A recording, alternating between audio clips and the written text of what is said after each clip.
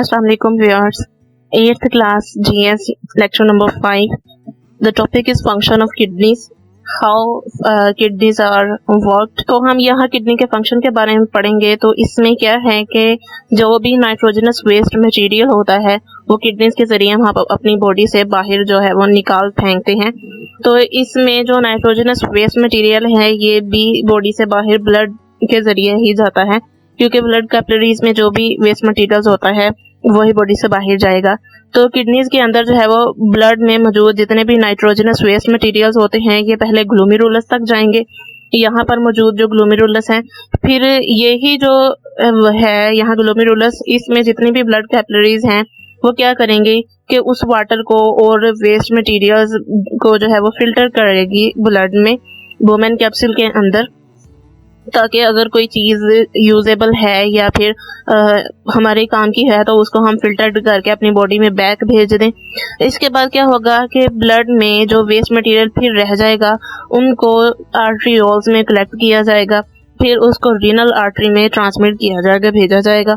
वहाँ जाके जो है वो ब्लड की दोबारा से क्लीनिंग होती है, ब्लड को दोबारा साफ किया जाता है, उसमें जितने भी मटेरियल्स हैं अगर यूजेबल हैं उनकी सफाई होती है, वरना फिर क्या है कि उसको वेस्ट मटेरियल को बॉडी से बाहर निकाल दिया जाता है और जो हमारे पास यूजफुल प्रोडक्ट्स होती हैं उनको दोबारा बैक सर्कुलेटरी सिस्टम में भेजा जाता है ताकि वो हमारी बॉडी में दोबारा से सर्कुलेट हो जाए।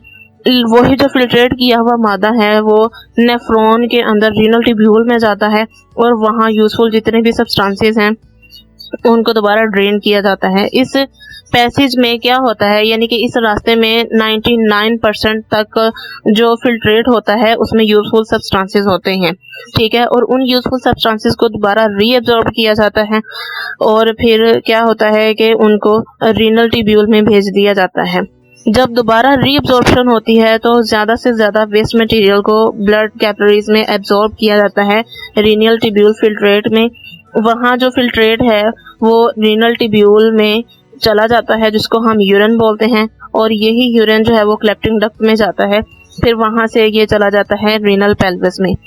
अब यहाँ हम एवरेज कंपोजिशन देखेंगे कि normal human body human urine में उसकी जो कंपोजिशन है वो कितने ग्राम्स पर 100 क्यूबिक सेंटीमीटर होती है। तो वाटर जो है वो 96 ग्राम्स, यूरिया 2 ग्राम्स, जितने भी मिनरल साल्ट्स हैं मेनली सोडियम क्लोराइड ये 1.8 ग्राम होता है, और बाकी जो नाइट्रोजनस वेस्ट मटेरियल्स होते हैं ये 0.2 ग्राम्स होते हैं। नेक्स्ट हम अपने अगले टॉपिक की तरफ चलते हैं जो कि माल फंक्शनिंग ऑफ किडनीज है, यानी कि किडनीज अपना इम्प्रॉपर फंक्शन करती हैं, प्रॉपर फंक्शन नहीं करती हैं, उसमें उनमें जो है कुछ डिसऑर्डर्स आ जाते हैं। तो सबसे पहला जो माल फंक्शन है वो है फॉर्मेशन ऑफ स्टोन्स।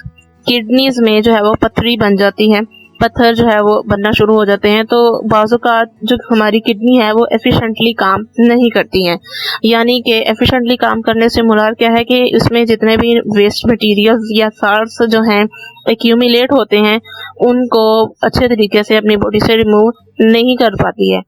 तो क्या होगा कि इस सूरत हाल में वो जो साल्ट्स या फिर वेस्ट मटेरियल्स हैं वो किडनी में ही स्टोर्ड होना शुरू हो जाएंगे, एक्यूमुलेट होना शुरू हो जाएंगे, जिसके नतीजे में स्टोन्स बन जाएंगे। और ये जो स्टोन्स हैं ये किडनीज को उनका नॉर्मल फंक्शन नहीं करने देगी। इसके साथ ही जो है वो बहुत ही शदीद पेन भी होना शुरू हो जाएगी। तो जो किडनी स्टोन्स हैं इनको हम रिमूव करवाने के लिए क्या करते हैं कि उनको यूरेटर से यूरिनरी ब्लैडर तक ट्रैवल करवा देते हैं, ठीक है। और इसकी जो मेन वजह है, सबसे अहम जो वजह है स्टोन्स की, वो एग्जेसिव यूज़ है कैल्शियम साल्ट्स का और यूरिक एसिड्स का, ठीक है। जब हम अपनी फूड में ज़्यादा से ज़्यादा कैल्शियम साल्ट्स जो है वो यूटिलाइज करते हैं तो वो ज़्यादा अच्छे तरीके से बॉडी से रिमूव नहीं होते हैं, जब वो किडनीज के अंदर ही रहते हैं तो फिर स्टोन्स बनाते हैं। अब जो स्मॉल साइज स्टोन्स होते हैं हम उन्हें अपने यूरिनरी सिस्टम के ज़रिए बॉडी से बाहर निकाल सकते हैं, और इसका इलाज जो है वो ज़्यादा से ज़्यादा पानी पीना है। जब हम मोर वाटर ड्रिंक करते हैं तो वो स्मॉल साइज स्टोन्स जो हैं वो हमारी बॉडी से ऑटोमेटिकली थ्रू यूरिन रिलीज हो जाती हैं। लेकिन जो मीडियम साइज्ड स्टोन्स होते हैं उनके लिए एक मेथड इस्तेमाल होता है, वो है लिथोट्रिप्सी, लिथोट्रिप्सी मेथड इस्तेमाल करके हम उन मीडियम साइज स्टोन्स को अपनी बॉडी से बाहर निकालते हैं। लेकिन जो लिथोट्रिप्सी है बेसिकली ये है क्या, इसमें जो है वो शॉक वेव्स की बम्बार्डमेंट की जाती है उन स्टोन्स पर बॉडी के बाहर से ही, ताकि वो स्टोन्स जो हैं वो क्या हो जाएं, टूट कर बिल्कुल ही छोटे छोटे पीसेस बन जाएं उनके, और वो जो छोटे छोटे पीसेस हैं वो फिर यूरिन के जरिए हमारी बॉडी से बाहर निकल जाते हैं। लेकिन जो लार्जर स्टोन्स होते हैं उन लार्जर स्टोन्स के लिए हमें सर्जरी की ज़रूरत होती है। सर्जरी के ज़रिए ही वो हमारी बॉडी से बाहर निकल सकते हैं, अदरवाइज वो हमारी बॉडी से बाहर नहीं निकलेंगे। और जो लिथोट्रिप्सी मेथड है ये भी फिर यूजफुल नहीं होगा लार्जर स्टोन्स के लिए। दूसरा जो मेल फंक्शन है किडनी का वो है रीनल फेलियर।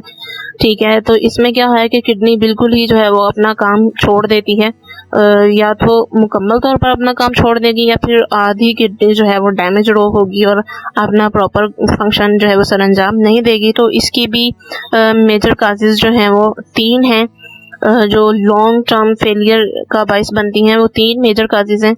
एक तो किडनीज इन्फेक्शंस, दूसरा डायबिटीज, और तीसरी मेन इशू जो है वो मेन काज हाइपरटेंशन है।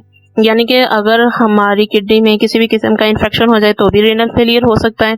अगर शुगर पेशेंट्स हैं उनकी शुगर हाई रहती है, वो भी जो है वो रीनल फेलियर की मेन अहम वजह है। और हाइपरटेंशन, ठीक है, ये भी जो है वो मेन रीज़न है रीनल फेलियर की। तो सबसे पहले हम इसमें डायबिटीज़ के बारे में देखेंगे कि डायबिटीज़ है क्या। तो diabetes mellitus is a disease, ये एक बीमारी है क्योंकि इसमें जो है वो शुगर लेवल ब्लड में इंक्रीज ही रहता है, हाई रहता है। अब हम चलते हैं दूसरी हाइपरटेंशन की तरफ। तो हाइपरटेंशन में क्या है कि ब्लड प्रेशर बॉडी का हाई रहता है, इसमें भी जो है वो ये भी रीनल फेलियर की अहम रीज़न है। और इसके साथ ही अगर जो है वो ब्लड सप्लाई में कोई भी किसी भी किस्म की रुकावट आ जाती है तो फिर क्या है कि किडनीज जो है वो रीनल फेलियर में चले जाएंगी, वो अपना काम नहीं करेंगी। तो इसके लिए जो है वो किडनी ट्रांसप्लांट होती है या फिर डायलिसिस करवाना पड़ता है। तो यही 2 इसके ट्रीटमेंट हैं, एक है डायलिसिस और दूसरा है किडनी ट्रांसप्लांट। तो अब हम फर्दर ट्रीटमेंट की तरफ चलते हैं कि किडनीज अगर अपना काम छोड़ देती हैं, अपना प्रॉपर फंक्शन करना छोड़ दें, तो उसका क्या ट्रीटमेंट हो सकता है। तो हम सबसे पहला ट्रीटमेंट पढ़ेंगे जो कि है डायलिसिस। डायलिसिस में क्या होता है कि हम ब्लड की क्लीनिंग करते हैं आर्टिफिशियल मेथड के ज़रिए, यानी कि खून की सफाई करते हैं ताकि इसमें किसी किस्म के शुगर लेवल के बढ़ने का खदशा ना हो, ना ही हाई ब्लड प्रेशर का खदशा हो। तो हम क्या करते हैं कि ब्लड की क्लीनिंग करते हैं आर्टिफिशियल मेथड के ज़रिए, ये डायलिसिस कहलाती है। और जो डायलिसिस है ये एक मशीन के ज़रिए होती है और उस मशीन को हम डायलाइज़र बोलेंगे। अब इसमें क्या है कि जो पेशेंट का ब्लड है वो डायलाइज़र मशीन के अंदर से गुजारा जाता है और उस मशीन में एक फ्लूइड होता है जिसको डायलिसिस फ्लूइड कहते हैं।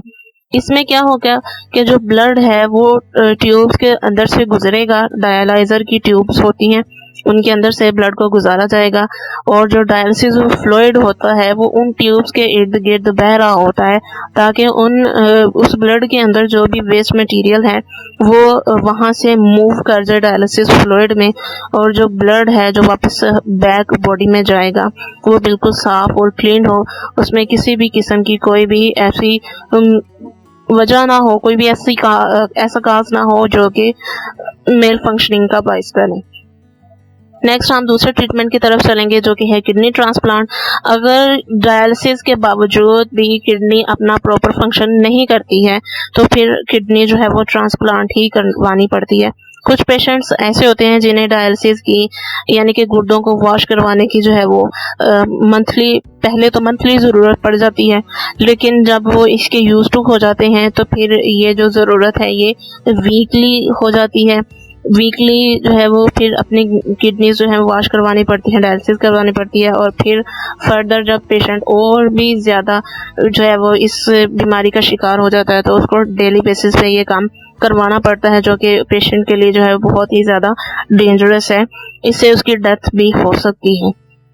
तो दूसरे ट्रीटमेंट की तरफ चलते हैं जो कि किडनी ट्रांसप्लांट है। इस मेथड में हम क्या करते हैं कि किडनी फेलियर अगर कोई किडनी हमारी फेल्ड हो जाती है, अपना काम छोड़ देती है, तो हम उसकी जगह एक और पर्सन की, किसी और शख्स की जो है वो किडनी लगवा सकते हैं। वो शख्स जो है वो हमें किडनी डोनेट कर सकता है। ये जो है वो किडनी ट्रांसप्लांट जो है ये एक लास्ट स्टेज है ट्रीटमेंट की, कि अगर डायलिसिस के बावजूद भी हमारी किडनी फंक्शन नहीं कर रही है तो फिर हमें जो है वो किडनी ट्रांसप्लांट ही करवानी पड़ती है। इसमें क्या है कि हम पेशेंट की बॉडी के अंदर उस किडनी को ग्राफ्ट कर देते हैं।